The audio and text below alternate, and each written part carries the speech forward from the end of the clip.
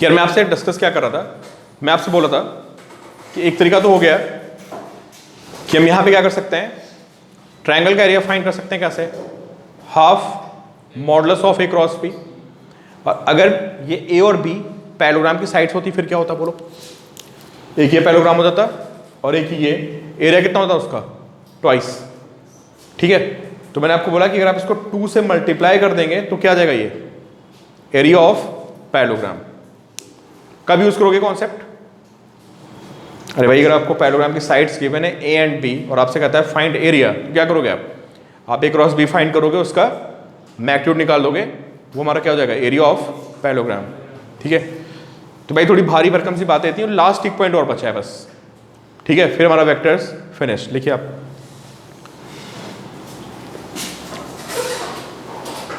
Direction होगी x y z क्या x y z axis होगी। हाँ, x y z एक्सिस ही होगी बेसिकली। और उसका बताओ यूनिट वेक्टर्स क्या होता है? सर जिनका मैग्नीट्यूड 1 होता है हाँ, along x axis में y axis की कोई यूनिट वेक्टर बताओ मुझे एक। आई कैप। आई कैप यूनिट वेक्टर होता है ना, किधर? x एक्सिस एक्स एक्सिस के अलॉन्ग है ना, और जे कैप अलॉन्ग वाई एक्सिस, और के कैप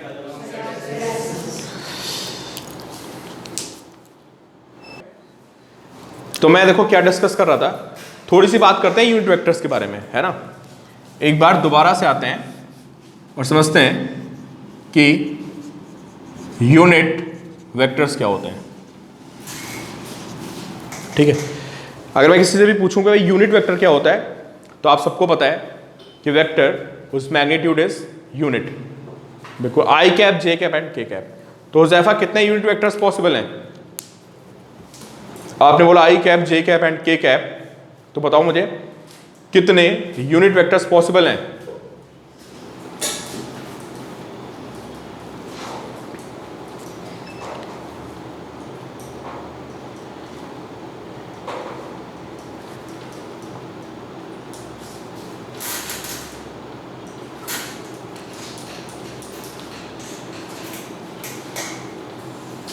हाँ बताओ भाई, सारे बच्चे बताएं मुझे कि how many unit vectors are possible. 4 भी बोलो बेटा।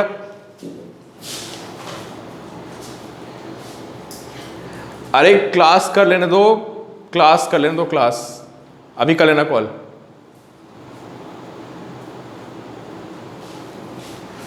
इनफाइनाइट है ना भाई, इनफाइनाइट एक्शंस हैं। ठीक है यार अमन, यूनिट वेक्टर का कोई मतलब ये नहीं कि वो x पे, y पे, z पे ही होगा, वो कहीं भी हो सकता है। It can be anywhere. ऐसे ऐसे पे घुमा दो, there are infinite directions. Origin से देयर आर इनफाइनाइट डायरेक्शंस, तो इनफाइनाइट तरह के यूनिट वेक्टर्स हो सकते हैं। क्लियर? तो आई कैप में क्या होता है कि सिर्फ आई कॉम्पोनेंट इसलिए होता है क्योंकि वो x के लॉन्ग होता है, और जे कैप में क्या होता है?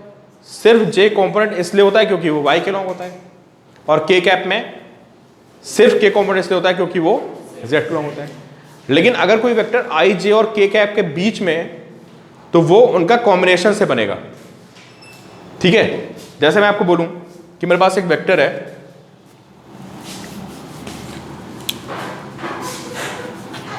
i cap plus J cap plus के कैप। ठीक है, ये कहीं स्पेस में ऐसे होगा vector this I cap plus J cap plus के कैप।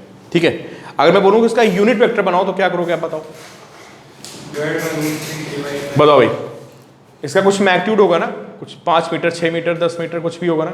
मैंने बोला कि ये वेक्टर ए है और इस डायरेक्शन में मुझे एक यूनिट वेक्टर बताओ, तो क्या करोगे आप? या उसको मैग्नीट्यूड से डिवाइड कर दोगे। तो सपोज करो 10 मीटर का वेक्टर था, अगर मैं इसको 10 से डिवाइड कर दूंगा तो क्या बनेगा? Unit vector. समझे? ये मैं पहले भी बता चुका हूं आपको। तो मैं आपको कह रहा हूं कि किसी भी वेक्टर को अगर आप उसके मैग्नीट्यूड से डिवाइड करते हो तो आपको क्या मिलता है? You get A unit vector. Clear? हाँ, तो अगर मैं आपसे पूछूं कि मुझे ए कैप की वैल्यू बताओ तो आप क्या बोलोगे? कि आई cap plus J cap plus के कैप अपॉन कितना आएगा बोलो, 1 square plus 1 square plus 1 square and I cap plus J cap plus के कैप बाई √3। ये क्या हो गया, this is a unit vector. ठीक है, तो समझ गए ना आप कि हमने आई cap J cap K cap जो होते हैं एक्स वाई जेड के लॉन्ग होते हैं, but they are infinite unit vectors, है ना। और उनको कैसे लिखेंगे, I cap J cap K cap के कॉम्बिनेशन से। अगर कोई वेक्टर में जेड एक्सिस नहीं है तो उसमें क्या आएगा बताओ, सिर्फ आई और जे आएगा। तो बहुत सारे कॉम्बिनेशन पॉसिबल है। क्लियर, ये बात सबको पता है ना कि वेक्टर को मैग्नीट्यूड से डिवाइड करके क्या मिल जाता है, यूनिट वेक्टर। ठीक है, अभी मैं आपको पता क्या बोल रहा था, अभी मैं आपको बोल रहा था क्रॉस प्रोडक्ट का लास्ट एप्लीकेशन। लिखिए आप, क्रॉस प्रोडक्ट का सबसे लास्ट एप्लीकेशन है ना। और वो ये है कि मेरे पास एक वेक्टर ए है, this vector A and this vector B. ठीक है, और मुझे फाइंड करना है, पहले अच्छा लिखिए, हेडिंग लिखिए to find a unit vector. ये एप्लीकेशन इसका। अच्छा, मैथ्स की चीज़ें मैं आपको बताऊँ ना, फिजिक्स में बहुत रेयरली पूछी गई हैं, ये 12th में जाके हम 1-2 जगह पे यूज़ करनी पड़ती हैं, बट आपको आनी चाहिए चीज़ें, है ना। मैथ्स में दोबारा पढ़ोगे ये सब, जब मैथ्स में आप 12th में वेक्टर्स पढ़ोगे तो जितनी बातें मैंने आपको बताई हैं ये आपको आर डी शर्मा में 1-2 एक्सरसाइज इसी पे मिलेंगी जो मैं आपसे डिस्कस कर रहा हूँ। हाँ, मैथ्स में 12th में सब पढ़ोगे, सब प्रोजेक्शन पढ़ाया ना आपको, क्रॉस डॉट सब पढ़ाया, सब आपको मैथ्स में मिलेगा। तो मेडिकल के बच्चे ढंग से देख लें, क्योंकि इंजीनियरिंग वाले तो इसको मैथ्स में पढ़ेंगे, उनको बहुत ढंग से तब चीज़ें समझ में आएंगी और अच्छे से। आप बस लास्ट टाइम पढ़ रहे हो, इसके बाद आप नहीं पढ़ने वाले, है ना। तो देखिए भाई क्या लिखा मैंने, to find a unit vector which is perpendicular to A and B, which is perpendicular to A and B, which is perpendicular to A and B। अब इसकी फिजिक्स में जरूरत पड़ती है, अभी मैं आपको एक्सप्लेन नहीं कर रहा है कहाँ जरूरत पड़ती है, बट कभी कभी हमें जरूरत पड़ती है कि 2 वेक्टर्स दिए होंगे A और B, और हमें एक ऐसा वेक्टर फाइंड करना होगा जो उन दोनों के परपेंडिकुलर हो। ठीक है, तो देखो भाई, अब मुझे बताओ जो A क्रॉस B आएगा वो किधर आएगा, ए क्रॉस बी किधर आएगा बताओ, ए क्रॉस बी आउटसाइड। क्या है, ये थोड़ा 2D में बनाया, समझे, 3D फिगर बना रहा हूं मैं। ये वेक्टर ए हो गया, दिस बी, हाँ ये आ जाएगा ए क्रॉस बी। अरे ये ऐसे है मेरे भाई, ये वेक्टर ए है, दिस वेक्टर बी, ठीक है, and this is A cross B. समझ पा रहे हो आप, दिस वेक्टर ए, तो A and this vector B, ये वेक्टर बी है इधर, ये ए है, तो जब मैं ए क्रॉस बी करूंगा तो कहाँ आएगा, ऊपर आएगा। समझ गए आप, वही फिगर मैंने बना रखी है। सबको बात समझ आ रही है, ये ऐसे नहीं है, ये ऐसे नहीं है, ए और बी, ए क्रॉस बी बाहर की तरफ आ गया, समझ गए, ये ऐसे है, this A, this B and this A cross B. हाँ, they are on horizontal plane, ऐसे A cross B is this.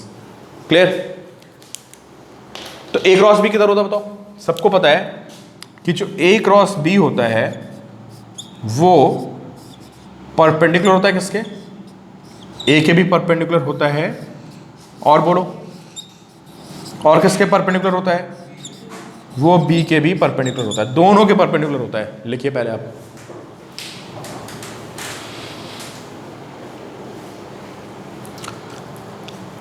ठीक है। अब मुझे आप में से कौन बच्चा बताएगा कि मुझे एक ऐसा वेक्टर फाइंड करना है, कैसा, जो ए और बी दोनों के क्या हो, परपेंडिकुलर हो, जिसका मैग्नीट्यूड क्या हो, यूनिट। बताओ भाई, सारे बच्चे सोचें और मुझे आंसर दें कि मुझे एक ऐसा वेक्टर फाइंड करना है। बस वेक्टर का ये लास्ट कॉन्सेप्ट था यार, ठीक है, and we are done with the vectors. तो भाई लास्ट क्वेश्चन में थोड़ा सा बताओ, आप लोग मुझे आंसर दो, 4 भी बोलो, देवांग बताओ।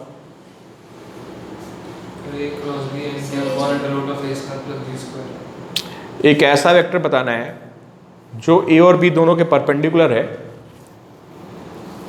ठीक है, यस, मेरे पास आंसर भी आ गया, और जिसका मैग्नीट्यूड यूनिट हो। बोलो कशिश।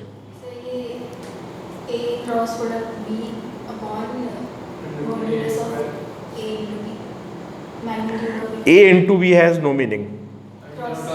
हाँ सही, हाँ बिल्कुल बिल्कुल, आइदर ए डॉट बी और A cross B, there is no into, ठीक है, आप सही बोल रहे हैं, ठीक है। तो भाई अगर मैं ए क्रॉस बी को यार उसके मैग्नीट्यूड से डिवाइड कर दूं, क्यों?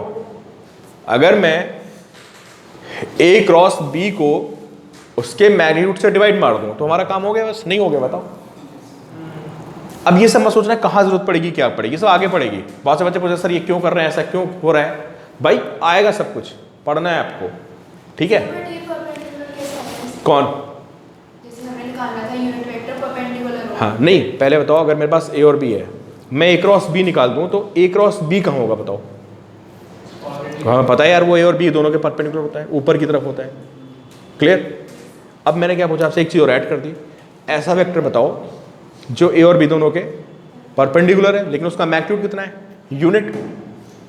तो हमने एक वेक्टर तो निकाल ही लिया यार, ए क्रॉस बी, और ए क्रॉस बी क्या है? ए और बी दोनों के परपेंडिकुलर आया है, तो बस उसको क्या करोगे आप, ए क्रॉस बी को उसके मैग्नीट्यूड से डिवाइड कर दो, तो क्या मिल गया आपको? Unit vector. और दो यूनिट वेक्टर होंगे, क्यों? अरे एक ऊपर और नीचे दोनों हो सकते हैं ना, ऊपर भी हो सकता है। अमन बोलो बेटा, बोलो, बोलते रहो, मैं देख रहा हूँ। ऊपर भी हो सकता है and it can be in downward action, ठीक है। तो देखो मैं क्या लिख रहा हूं, अब जिसको नहीं समझ आएगा बच्चा मुझे बता देगा, भाई पूछ लेना, ठीक है। मैं लिख रहा हूं, जो फाइनल आंसर लिख रहा हूं मैं, कि ए यूनिट वेक्टर, बेटा बिल्कुल ए क्रॉस बी ऑलवेज परपेंडिकुलर होता है यार। क्रॉस प्रोडक्ट पढ़ा नहीं है मैं, राइट हैंड पाम रूल, कि ए से बी घुमाओगे तो थंब क्या बताएगा? Direction of A cross B, clear. तो ए क्रॉस बी हमेशा ए के परपेंडिकुलर भी होता है और ऑलवेज परपेंडिकुलर टू बी, है ना। तो देखो भाई क्या लिखना है मुझे, A vector, A unit vector which is perpendicular to both A and B. तो क्या लिख रहा हूं मैं, अगर आपको कोई डाउट हो तो मुझे बताना, plus minus A cross B and upon magnitude of A cross B. बस ये हमारा वेक्टर का लास्ट कॉन्सेप्ट था।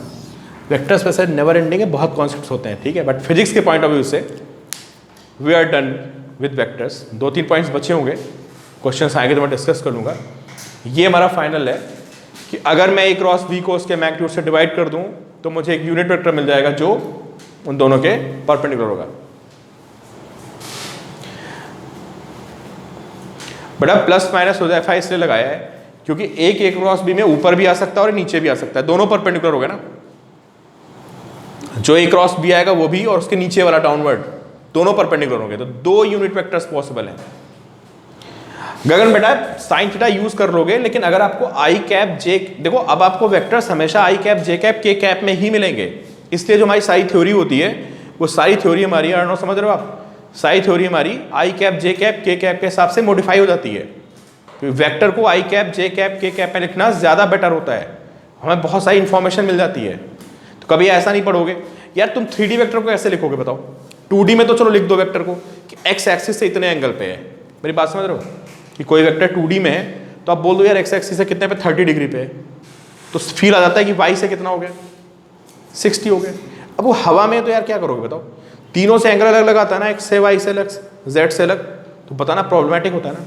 अभी तो बोलोगे नहीं कि यार ये वेक्टर 30 मीटर पर सेकेंड है, एक्स से 20 एंगल, बी से 70 और जेड से 90 है ना। तो इसलिए उसको किस फॉर्म में लिखते हैं, आई कैप जे कैप एंड के कैप की फॉर्म में हमेशा वेक्टर्स को, ठीक है। हाँ कोई बच्चा मुझे बोला था सर बी क्रॉस है, मैं मिस कर गया, तो अगर ए क्रॉस बी ऊपर है तो बेटा बी क्रॉस ए नीचे होगा, तो 2 वेक्टर्स हो गए ऊपर और नीचे। मैथ्स के बच्चे देख लें वो फिर 12th में पढ़ेंगे, जितना मैंने आपको वेक्टर्स पढ़ाया है ये आप जब वेक्टर्स आओगे तो क्लास 12th में 2-3 दिन आप यही पढ़ोगे, dot product, cross product, how to find angle. R D Sharma में 2-3 एक्सरसाइज इसी पे डेडिकेटेड हैं, ये सब चीज़ें आपको मिलेंगी। मेडिकल के बच्चों को यही समझना है फर्स्ट एंड लास्ट टाइम, ठीक है। चलो ये हमारी सारी कहानी हुई किसकी, आज जो हमने क्वेश्चन वो कॉन्सेप्ट डिस्कस किए हैं, अब इन पे देखते हैं प्रॉब्लम्स। सर और दूसरा वेक्टर गिवन है तो उस वेक्टर को अगर फॉर्मुलेट करना हो तो क्या कह रहे हो? सर अगर कोई वेक्टर की वैल्यू गिवन है, सपोज एक वेक्टर है ए और सेकंड वेक्टर है बी, तो हमें ए वेक्टर तो गिवन है और बी वेक्टर का मैग्नीट्यूड गिवन है वैल्यू, तो सर उस बी वेक्टर को फॉर्मुलेट कैसे? मैं ये क्वेश्चन कराने ही वाला था, बस आपने पूछ लिया, अच्छा किया। देखो ये क्वेश्चन क्या पूछना है, लिखो। अच्छा क्वेश्चन क्या मिलेगा सबको भी क्वेश्चन, ठीक है, बहुत कॉमन सा क्वेश्चन है। देखो सारे बच्चे देखिए, बहुत ही इंपॉर्टेंट क्वेश्चन है। अभी आपको डीसी पांडे में, सिंगेज में, सब जगह क्वेश्चन मिलेगा, ठीक है। देखो ये पूछना क्या जा रहे हैं, देखो आप लोग ऐसे आंसर दे सकते हो। एक वेक्टर है मेरे पास ए 2i cap plus 2j cap plus k cap, ठीक है। एक वेक्टर मेरे पास b है i cap plus j cap, note करिए आप, ठीक है। बहुत अच्छा क्वेश्चन है, ठीक है। अब क्वेश्चन ये है कि फाइंड ए वेक्टर, ठीक है, find A vector whose magnitude is equal to the magnitude of A. Find a vector whose magnitude is equal to magnitude of vector A and direction is along the vector B. Very very important problem, बहुत ही basic सी problem है, बहुत अच्छी problem है, ठीक है। तो एक ऐसा वेक्टर फाइंड करना है जिसका मैग्नीट्यूड तो ए के बराबर है, ठीक है, और डायरेक्शन बी वाली है, और डायरेक्शन कौन सी है? बी वाली।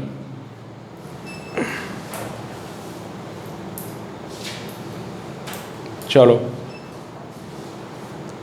कौन बच्चा मुझे बताएगा? थोड़ा सोचो और बताओ मुझे क्या निकालना है मुझे यहाँ पे। वेक्टर, वेक्टर को लिखने के लिए कितनी चीज़ चाहिए पहले बताओ, वेदांत बताओ। दो चीज़ चाहिए, क्या क्या चाहिए? मैग्नीट्यूड एंड डायरेक्शन, ठीक है। तो अगर मैं, चलो एक वेक्टर सी ले लेता हूँ मैं, ठीक है। तो मुझे एक वेक्टर सी बनाना है और इसको लिखने के लिए मुझे क्या चीज़ें चाहिए? एक तो चाहिए मैग्नीट्यूड, चाहिए, और एक क्या चाहिए? हुज़ैफा नहीं, एक चाहिए डायरेक्शंस। बताओ सबको समझ आ रही बात? सी कैप, नया वेक्टर बनाना है मुझे, तो we have magnitude and direction. Magnitude बताओ सी का किसके बराबर है? नहीं बेटा गौरी, तो जो सी का मैग्नीट्यूड है वो किसके इक्वल है? ए के मैग्नीट्यूड के बराबर है, या सीधे ए लिख लो आप डायरेक्टली, ए है ना। और बताओ ये वैल्यू कितनी है? Under root how much? 2 square plus 2 square plus 1 square, this is under root 9 and this is 3। ये ए का मैग्नीट्यूड आ गया, मतलब सी का मैग्नीट्यूड आ गया। क्लियर वेदांत? क्लियर भाई बात? अब मुझे बताओ सी की डायरेक्शन क्या है? ठीक है यश, आपका आंसर डायरेक्शन क्या है? बी की, है ना। तो direction of C is along B, है ना।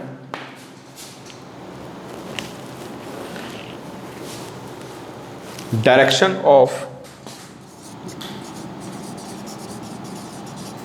सी इज अलोंग बी, ठीक है। और बी के डायरेक्शन से क्या मतलब है? अरे यूनिट वेक्टर यार, डायरेक्शन का तो मतलब होता है यूनिट वेक्टर, ठीक है। तो क्या करोगे आप, कैसे निकालोगे यूनिट वेक्टर? बी कैप कैसे निकलेगा? अगर मैं वेक्टर बी को उसके मैग्नीट्यूड से डिवाइड कर दूं, under root 1 square plus 1 square, तो क्या आ गया मेरे पास? I cap plus J cap by root 2, ये आ गया बी कैप। और basically B cap and C cap they are same. तो अब मेरे पास देखो इसका मैग्नीट्यूड आ गया सी का, वेक्टर सी का मैग्नीट्यूड वही है जो ए का है, तो दिस इज 3। और वेक्टर सी की डायरेक्शन वही है जो बी की डायरेक्शन है, तो this is I cap plus J cap by root 2। तो ये हमारा फाइनल आंसर हो गया। ठीक है, तो ऐसे क्वेश्चन सब में सारी बुक्स में मिलेंगे आपको।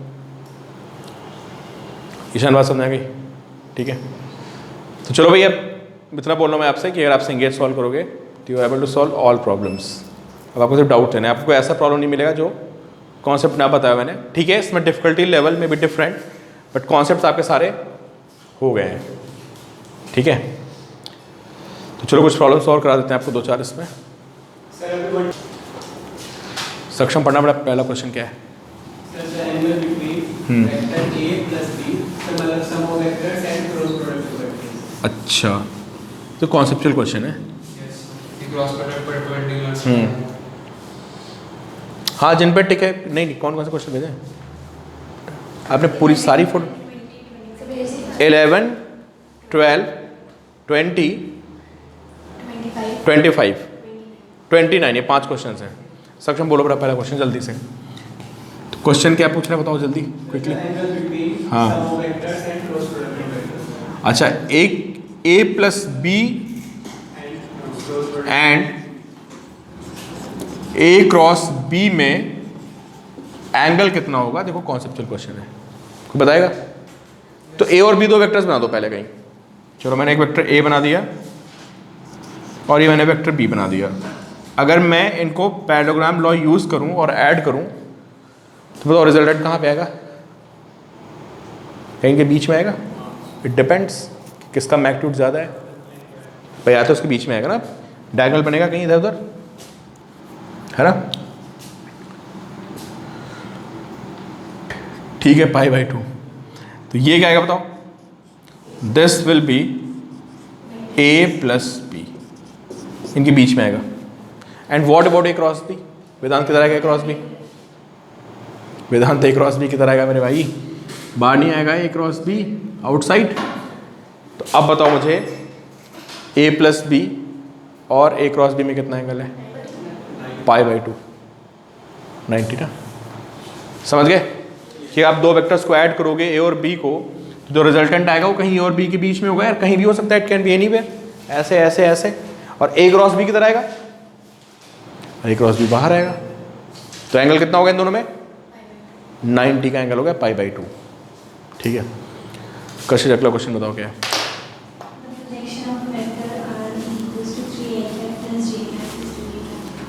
अच्छा, वेक्टर का पहले वेक्टर की वैल्यू कितनी बताना मुझे? अच्छा, 3i cap plus j cap plus 2k cap. क्या पूछ रहा है इसका? प्रोजेक्शन किसके ऊपर?